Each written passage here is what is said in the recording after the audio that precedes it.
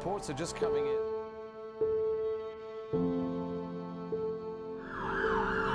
Looks like there's just explosion. Everyone's just asking what's happened. All we're being told is it's a major incident and the whole of the London Underground is now shut.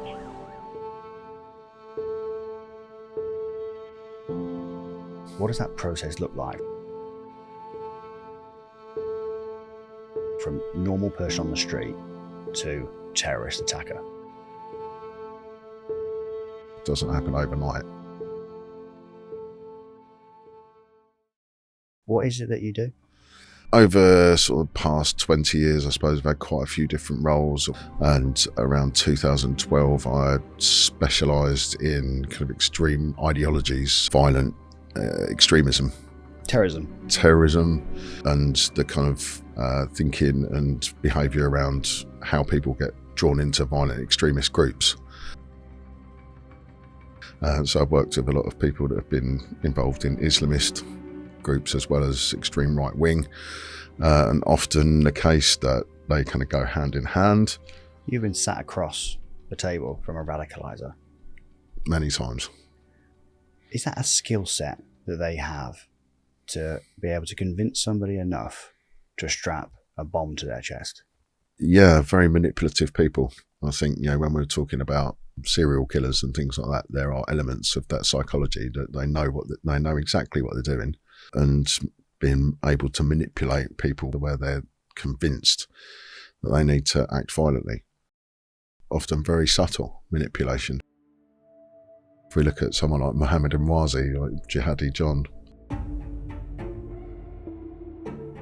One of the most despicable men on the face of the earth.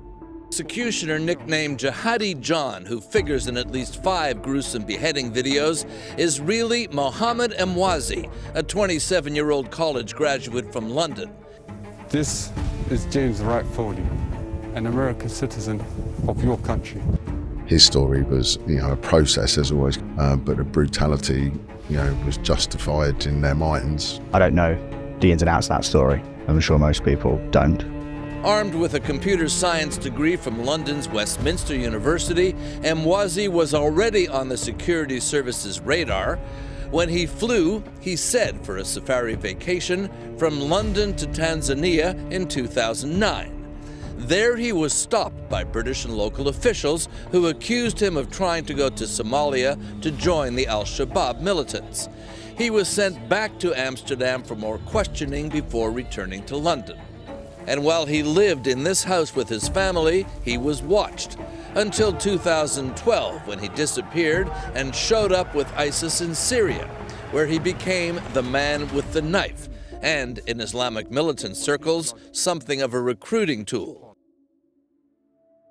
There was a sense of that being victimised, that he was being treated, you know, singled out. There was an incident where he travelled abroad and was allegedly questioned by security forces, where he felt he was being singled out for being different, and that then starts to open the door to more extreme thinking.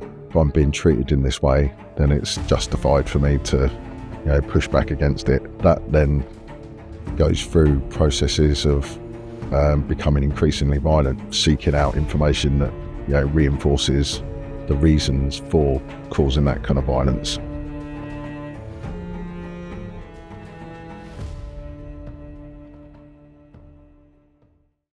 There's a very high-profile case with one of the first people to be groomed and murdered online, a young man called Breck Bednar. Essex Police Emergency. Okay. Hello. I need police and a forensics team to my address, please. What do you mean? What's happened? My friend and I got into an altercation, and I am the only one who came out alive. Groomed by a young guy called Lewis. During that process, Lewis actually sent him by delivery a new iPhone, because mum and dad had taken his phone off him. So it's like, there you go, there's a new iPhone. Now there's no reason that you can't be out of contact with me. He's indebted. He had a lot of different interests, a great group of friends that he would go to air cadets with. The groomer had said to him in private, "Oh, they've been talking about you behind your back." Are you telling me you've killed somebody? You know, and starting that kind of like doubting process, and so he's mistrusting his friends who are trying to look out for him and questioning the relationship. The groomer is pushing them further apart from mum, dad, friends.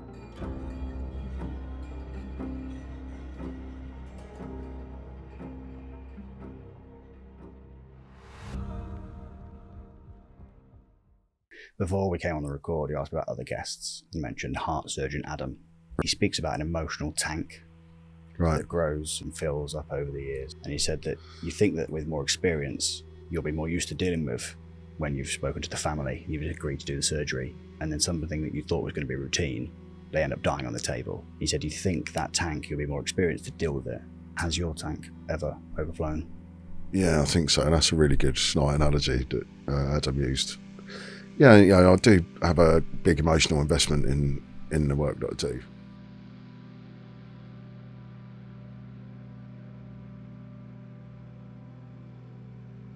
City under terror attack on several fronts. Witnesses hearing at least 20 shots. Seeing more than 15 dead. I don't know whether you or the kind of listeners or audience will remember the Bataclan incident in France. Chaos on the streets of Paris tonight. Gunfire ringing out and simultaneous reports of an explosion at a restaurant. Amid the confusion, there appeared to be 4 separate incidents. What we can piece together so far, the Associated Press reporting there have been 2 suicide attacks and 1 bombing outside a soccer stadium. There have also been shootings, and a large number of people have been taken hostage. French television citing police reporting as many as 60 people are dead. Where a group of Islamist terrorists attacked a football stadium, concert going on, and terrible scenes. Where France and Germany were holding a soccer match. An explosion could be heard from inside the stadium. The game over, fans were held on lockdown as shooting continued across Paris.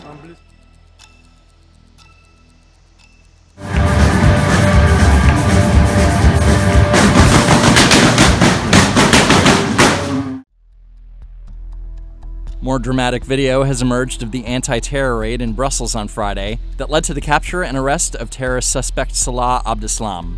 The video shows Abdeslam running out of the building being raided and being shot by police. That day, that evening, I'd gone to see someone for a meeting, but he'd always say there's no point in trying to convince me, try and challenge my thinking, because I've seen, again, he's had experiences in the military. I've seen how these people behave, and he was very angry, belligerent, and very extreme in terms of the violence that he was suggesting. So I'd spent 2 hours with him. It was really kind of like powerful. Put a lot of emotion into that, and put the TV on, and this massacre in France is unfolding. At least 11 people killed there alone, and police said 2 suicide attacks outside the French National Stadium. I'm like, what is the point of what I'm doing?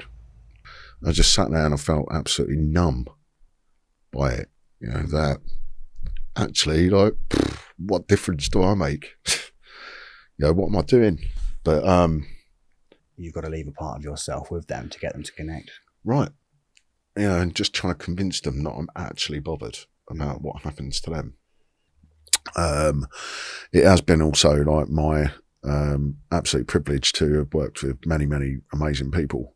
And I'm glad a lot of those people are kind of like on a more positive journey in their lives. I need to just sort of mention one young man who I met sort of around about 2014. He was quite young, sort of 14, 15 at the time. And he was at a point where he was talking about going and fighting against Daesh in northern Iraq and Syria, and wanted to join a group called the Peshmerga, the YPG forces fighting against Daesh. During our kind of discussions, I hopefully helped him kind of like disengage from that. But he was always the type of person that he wanted to join the military, but for various reasons he couldn't join, or it was difficult for him to join. But last year he joined the International Defence Forces. He ran out and he went out to fight in Ukraine. Ukraine woke to explosions around the capital, Kiev. Enormous blasts, also in the city of Dnipro.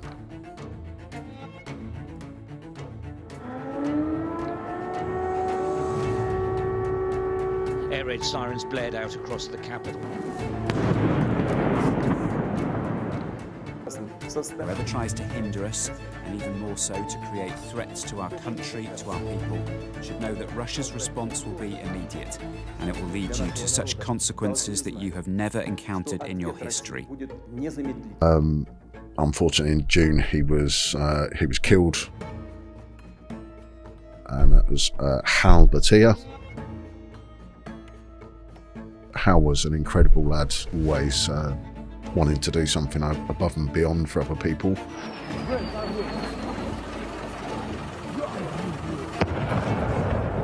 Shocked witnesses filmed this video of missiles hitting the Ivano-Frankivsk airport in the country's west. Russian armoured personnel carriers and other military vehicles crossed the border from Belarus into Ukraine as President Putin's forces attempted to take control.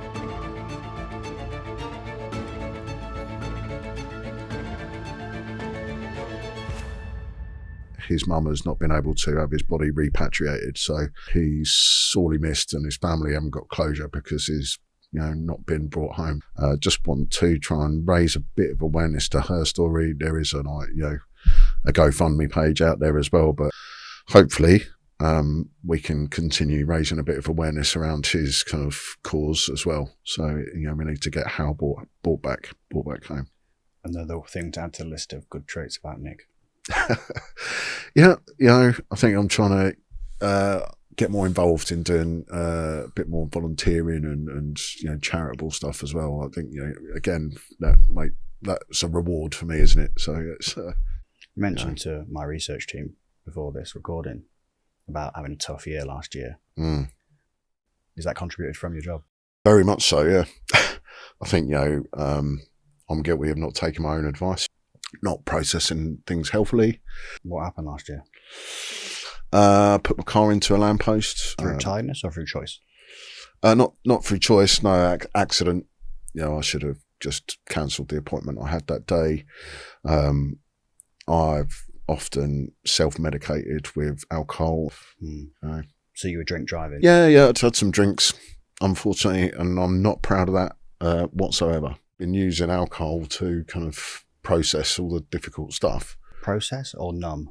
Yeah, well, that's what it is, isn't it? It's numbing things. It's just kind of blocking stuff out rather than actually processing. Yeah, so you're right, spot on there, mate. It's just blocking things out, numbing emotional kind of stuff. I'm very kind of ashamed of what I did, and like I say, every day since has been every single day has been a lesson, because I don't have my nice car anymore, don't have important people in my life. I have to get buses everywhere, and that's inconvenient. But it's the right lesson. It's going to stay with me and make sure that nothing like that ever happens ever again. So you've got to try and make amends, I guess, or just keep trying, endeavouring to be a little bit better. So sounds like you put yourself in difficult situations, dangerous situations, through choice or through your actions that led to those situations. Yeah, a lot of times. You mentioned bullets flying earlier on. What happened in Costa Rica? Lots of things happened in Costa Rica. There were some interesting characters that were out there, and a lot of people from America, kind of American diaspora, going to Costa Rica for the fishing and the ladies and stuff. My ex-wife and I travelled out there as a kind of great life experience, and it was brilliant in so many ways. But there was one particular incident, and when we talk about making ourselves vulnerable, I tell people this because it's not trying to make me look good. I put myself in a very risky situation, and it was through my bad choices that this happened.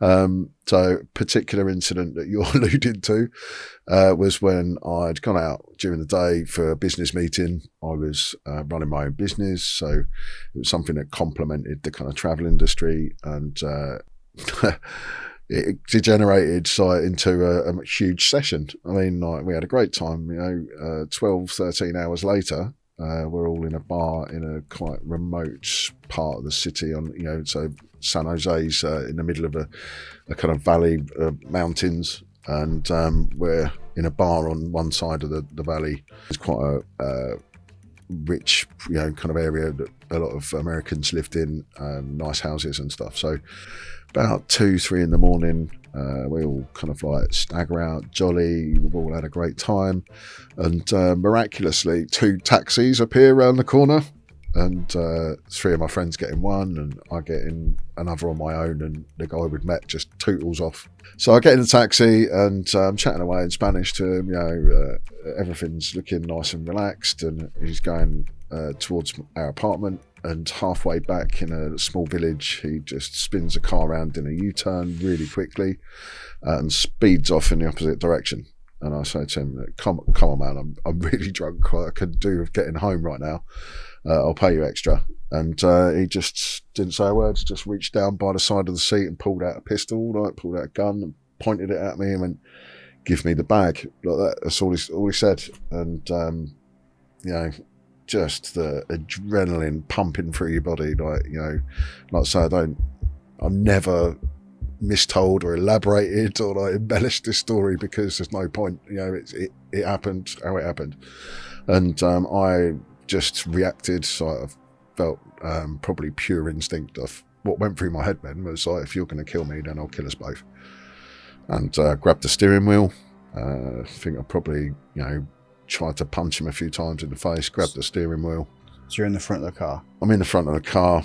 Driving along? Yeah. And then... High speed, by the way, because he put his foot down. So you're in the front of the car, driving along, high speed, and then he takes a turn, and you're like, mate, I could pay you extra, just take me. Yeah. And he reaches down and pulls a gun. Just reached down by the side of the seat, turned around, pointed it in my face. And in that moment, you decided, if you're going to kill me, I'll kill us both. I thought I just had a vision of crashing the car into a wall, because I was so scared that I was going to get taken off into the middle of nowhere and shot and left for dead. I thought, well, I've got to do something. And like I say, it wasn't I'm thinking about this process. It was an instantaneous reaction, an instinct, right, when we sort of talk about fight or flight. So yeah, I don't think he expected me to grab the steering wheel at all. And we were struggling with the steering wheel. I'm like, the car was going, I was trying to get it towards the left-hand side and towards a house, and tried the passenger door and it opened, so I dove out. I jumped out. So you dived at a moving car whilst fighting the driver with the fire on your face? Yeah. Did he drive off? Oh no, I fell out of the car, got up running, shouting my head off, screaming for help. He stopped the car calmly, turned around and ran me over. Fuck. Yeah. Actually knocked me out of my shoes, to be honest. Like, knocked when I came to, last thing I remember was him standing over me, and gave me a kick to the face, and that was that. Lights out. So, he took the stuff anyway. Fortunately, there wasn't too many things in there. Did you think you were going to die? Yeah, I thought he was going to take me away and shoot me somewhere, yeah. But, as I say, I mean, the most surreal aspect of it then was that police came, someone obviously heard me shouting, and kind of like groggily kind of looking up at the police, and they said, have you got any money for petrol for our car? And I'm like, I've just been robbed. Like, but that's the police in Costa Rica. It's like, not gonna put you in a car and take you home or to the police station. They just left me in the street and drove off. So I unfortunately had to call my ex-wife. She and her friend came and found me, but in Costa Rica there's no road addresses, so plus I didn't know where I was. I'm at the hut past the that's it, exactly that though. We had to describe our place is like 150 meters past this church. You mentioned your ex-wife a couple of times during that story, what you put her through. Yeah. Is that the only thing you put her through during your relationship? No. You know, I've now reflecting on things, being sober and stuff, like, it's, you know, I've put her through so much. But she still puts up with me.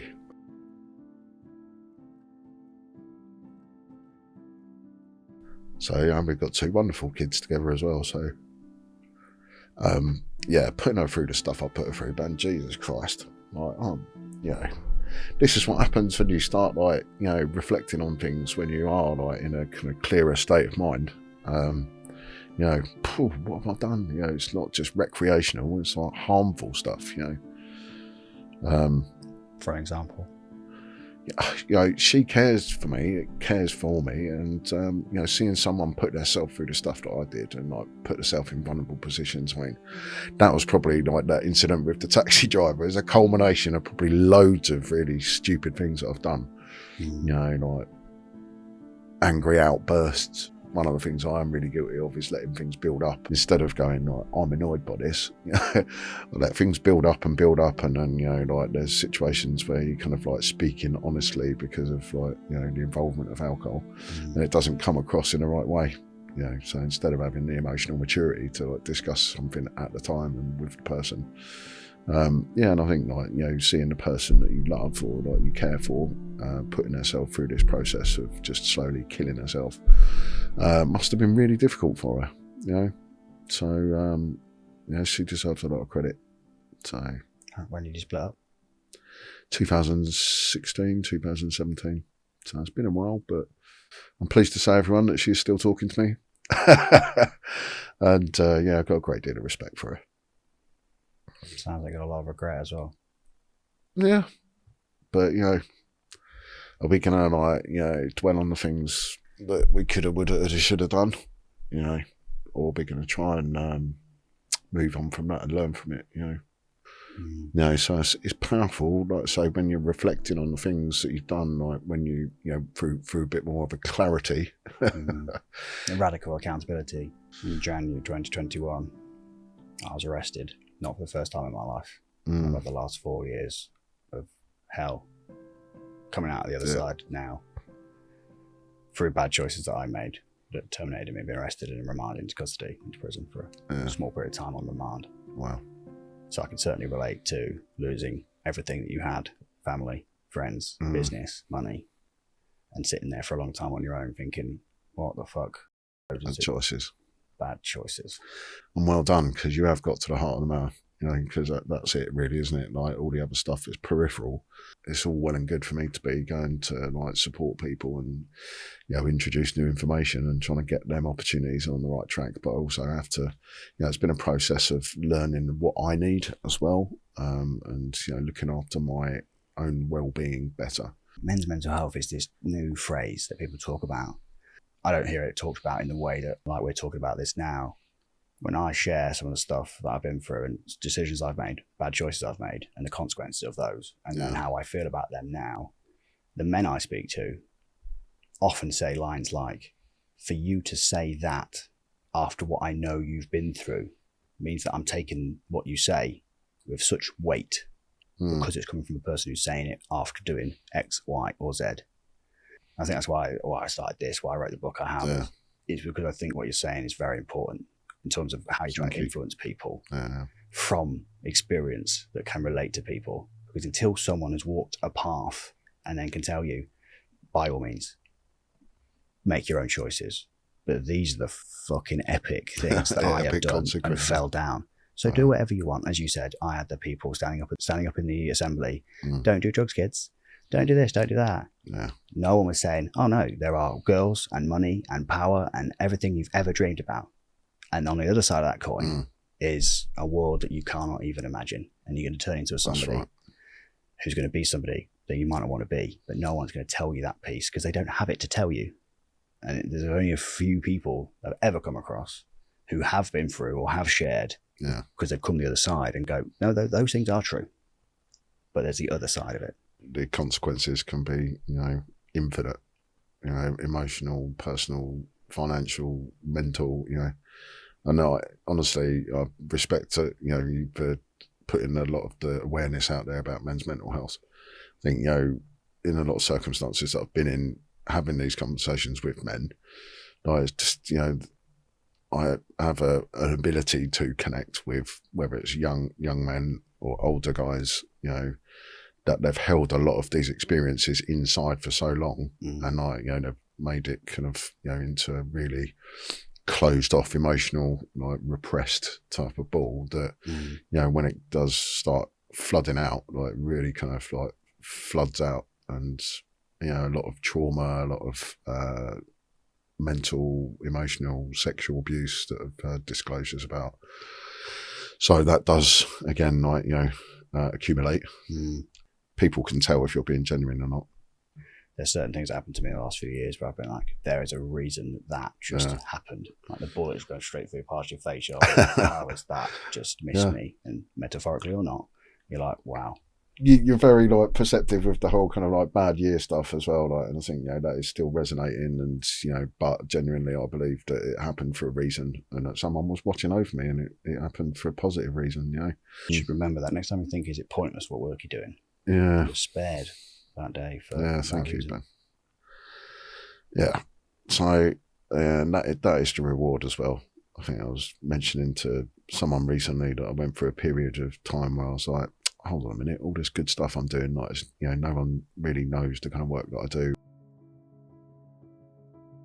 Recognition for stuff, that's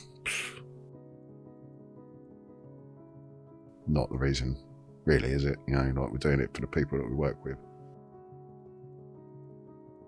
Because that'll create ripple effects through their lives and other people's lives. I'm really honest. The reason I started this was for myself. Yeah. I started my own. I was going running because I knew that the days that I ran, I felt better. And I ran a bit more. I ran a bit more. And I had David Goggins in my ear saying, "You're a piece of shit." And I felt like it. And I kept running and kept running and kept running. And I met someone in the changing rooms who's a top lawyer. And I wanted to be friends with him. I told the story the other day. So I went and did an Ironman. Right. To be friends with him and hang out with him because he's like a family man. And it's somebody who I looked up to and thought, I'd love to be like a man like that. So I started this for myself, my own therapy, to talk about these things with people and discuss these kinds of topics that people I never heard about when I was growing up. No one was talking to me about this, about boundaries, about what you're saying about manipulation. About people do have choice, but sometimes people feel like they don't have a choice. And I just thought that I'd never do something I don't want to do because my mind doesn't work like that. But then I realised I have a certain brain type. And as I went through therapy and then diagnosed with this and diagnosed with that and diagnosed with that, I was like, oh, my brain's not the same as other people's. I'm wired in a different way. As you call it perception, some people call it something else. And there's no education for the other side of it. There's just the shaming, de-victimising, dehumanising. That's really amazing that you're sharing that. And I think, I can see different kind of traits in my personality that, was the drinking self-harming? Is it a trauma response? Certainly not a good coping strategy. The self-harming through kind of like alcohol, going through the same kind of patterns of behaviour, without changing, is definitely, and I admire you a lot, Ben, for doing this kind of discussion and putting things out there, and, like just getting these kind of unique insights is really powerful as well. So I think people listen to so many podcasts or stuff like this, but no one, not often, is someone asking the real question. Getting to grips with things here. Really saying, so what is it that you're diagnosed with? Or what did you actually do? There's lots of people talking about the surface level where people are making interpretations about it. But I never knew, someone said to me directly, just interesting, you mentioned self-harm and alcohol. I was on a therapy call 2.5, 3 years ago. And I was taking 1,000 milligrams of codeine a day at one point after an operation. That I was not using it for operational purposes after that. It's not because I'm in pain, I'm using it recreationally, yeah. Correct. Well, coping probably as well as recreational. But she said to me, 18-year-old girls who you hear about who go to hospital for suicide attempts don't want to kill themselves. They're trying to emotionally regulate most often. So tell me about in the day when you reach for that codeine, has something just happened? I was like, yeah, so something, and she said, a trigger event. Yeah. That's self-harm. And the moment she said that to me, that you're self-harming, I thought, I never self-harm. I'd never sit there and cut my wrist or slash myself or do something like that. So when she put it to me like that, I thought, fucking hell, I've got to change that. And that was the moment I realised how awareness of the lens would put to me of what I was doing in a lens I could understand, versus someone saying, that's bad for you. Like, so fucking everything else, but whatever. I'm in a shit situation. I could give a fuck if it's bad for me. Fucking worry about that tomorrow. But when she said that particular line, I stopped. I didn't go cold turkey, but I weaned myself off. Stopped taking all the antidepressants I was taking. Stopped sleeping with diazepam. I stopped taking steroids. I did all sorts over a period of time, and just got to like a level play, or tried to get to a level place. As I say, when you recognise like how people are processing information as well, so I try to adapt. When I'm speaking to people about extreme things. A brilliant example, the guy that I talked about earlier on, who kind of unfortunately reverted back to type. We'd have conversations all the time, and he'd say like, Nick, this is my dog Ben. Like, he's a sheepdog. Like, he can only be a sheepdog. He can never be a Chihuahua. And I'm like, but they're both dogs. Like, they've got 4 legs, they've got ears, they've got a tail, they're both dogs, so they're both the same species. When you're trying to apply that to human beings, doesn't matter what their background is, we're all human beings. My controversial opinion, like this whole racial construct, we're all human beings, right? It doesn't matter where our background is. There is no different races of people. But is that an argument for, I could be completely wrong, I'm just going to talk out loud and it might be completely wrong. Often we can make logical arguments for things. Drinking's bad, drugs are bad, or whatever else could be bad. When a young lad, 20, who's been bullied at school, not had many friends, now starting to fall out with his parents, got a dead-end job, and a girl walks into the room who starts paying him attention, suddenly love is one of the most powerful, if not the most powerful emotions that can feed people to do things. Yeah. So what you're talking about with those radicalizations is they're being accepted and have belonging, and ultimately potentially feeling loved for who they are. Yeah, in a sense, very much so. And so therefore acceptance. Yeah. So therefore, like the logical argument of they're both dogs, it can't be a Chihuahua. Trying to talk through a situation, or trying to justify something potentially in their head. Is there an argument that the educational piece, or is like zoomed up a few more levels into what are they not getting of their human needs met, that then opens them up or could pull them back out of the logical hate that they've now found? Yeah. Wow. What are they not getting? Yeah. I think you're right, and that kind of acceptance aspect is really powerful. And being told that you are valued, you are worthwhile. People behave in ways that are positive. Like if they're doing something, they're getting something out of it. Otherwise you wouldn't do it. It's like touching the hot ring on a cooker. Ow, that hurts. I'm not going to do that again. But like when people feel that acceptance, sense of belonging, sense of purpose, that's a positive reinforcement. I think often the misconception about the work that I do as well is that it's something like a silver bullet, a magic kind of wand, and boom, you're de-radicalized. That's not the kind of process that it takes. It's something that is a journey, and again, there will be positive and negative reinforcements along that journey. You mentioned assemblies and talking to kids and stuff. They play some sort of Nike commercial where no words are even being said, or no education's been given. And suddenly they're all buying a train as want to become Michael Jordan. That's it. They did the video like that, didn't they? I don't know whether you're familiar with that, but it's just a person running. Just the person running. I was thinking, how do you get the kid or the person to see? Yeah. Really pleased to mention that as well, because I'm going to do a little plug of our educational videos as well. So our channel on YouTube, the SafeNet channel, has got some brilliant films, produced, written, directed, and participated in, but just a group of fantastically talented youngsters. And there's a film on there called Recruit, which we did as something that, hopefully more credible than the kind of, the sort of stale government type of stuff, and the person coming into school and just giving it a kind of like scripted approach. But Recruit looks exactly that, as split screen experience of the same person, and how kind of one engages in something healthy, sports, interacting with people from different backgrounds, and the other one is the tale of how that person becomes increasingly isolated, becomes increasingly kind of receptive, and consumes more and more negative kind of propaganda and information, and feeds into that kind of confirmation bias situation. So that's a really good film that, you know, we put together, hopefully, that describes exactly that point. You know, it's diverting someone, provide information, and just kind of like intervene with something that gets people being skeptical or questioning, you know, what is it I'm doing here? You know, I'm going down a path that, you know, yeah, there's positives, but ultimately it could be destructive and things like that. The guy I was telling you about earlier, who could have ran up to the local mosque and stuff, he said to me, Nick, you know, exactly what you told me would happen happened to me. And, you know, he had to go through that experience. Fortunately, he was okay after it, but it was a really, you know, terrible experience for him. But, you know, sometimes as well, there'll be people that are not at that right point on their journey. Do you know what I mean? To try and divert them. So, last 2 questions for you. Okay. You're not going to make me cry again, Ben, are you? I cannot promise that. What's the message that you want to share with people listening today? Really good one. The message is please, please, please keep talking to one another about things.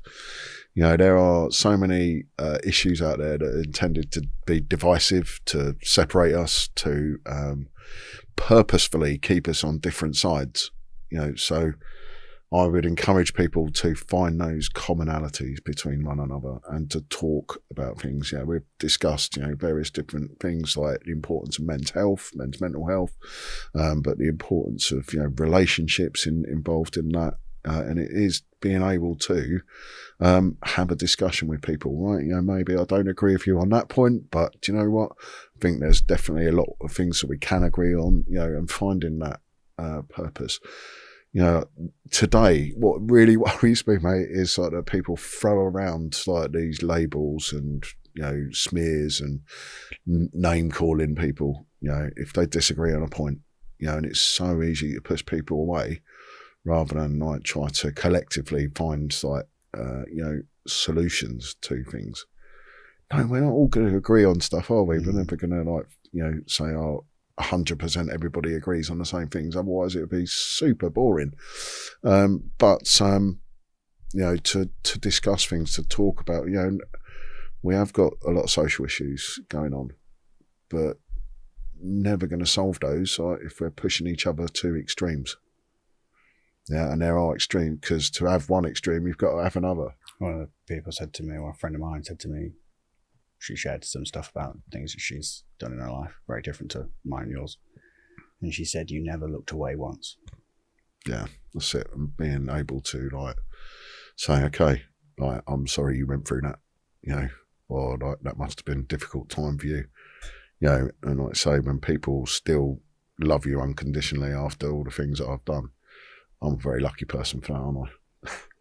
So I can't promise to not make you cry. Hopefully it's not, and hopefully this day is a long way away. But if today was your last day on Earth, camera right there, what would you say to your ex-wife? I would say I've made some really bad choices, and obviously if I had my time again, then I would probably change a lot of the things I did, and I would listen to you more. And thank you so much for my children.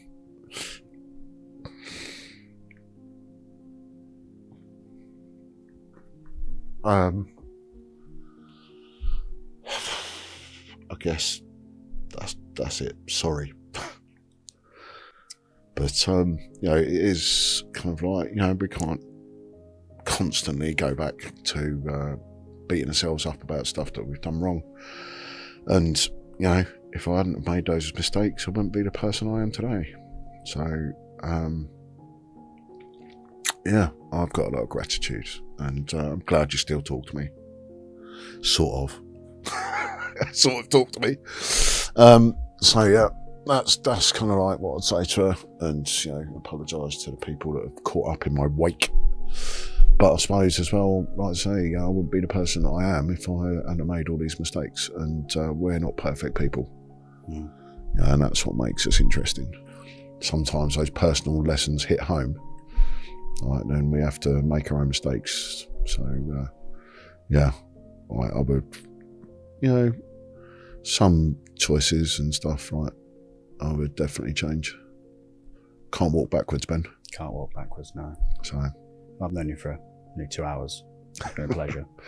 Yeah, likewise. I'm You know, I'm happy. really glad I came along. Like, you're doing a wonderful thing here. Thank you. you. Really are, for yourself and like, as well as other people, and interesting guests.